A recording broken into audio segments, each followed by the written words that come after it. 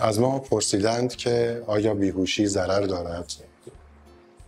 من این سوال رو به چند قسمت تفکیک میکنم تا اطمینان لازم رو به شما بدهم.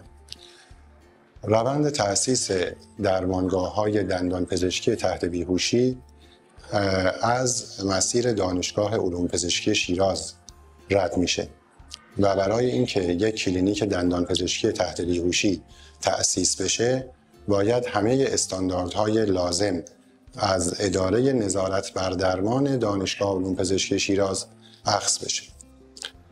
قسمت دوم ایمن بودن بیهوشی وابسته است به داروها.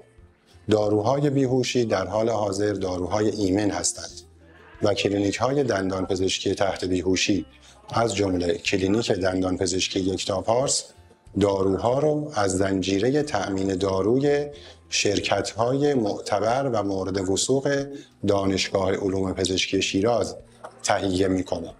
بنابراین از لحاظ مکان و تجهیزات و دارو کلینیک‌های دندانپزشکی تحت بیهوشی کاملا ایمن هستند.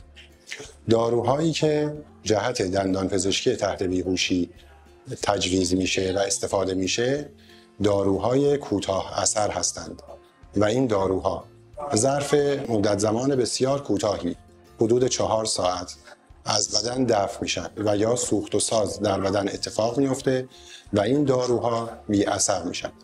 بنابراین نگرانی از بیهوشی نداشته باشید و بر حسب نظر دندانپزشک شما اگر ایشون صلاح دیدند و دندانپزشکی تحت بیهوشی رو به شما پیشنهاد کردند مطمئن باشید که یک کار ایمن و علمی در دندانپزشکی تحت بیهوشی یکتاپارس برای شما انجام خواهد شد.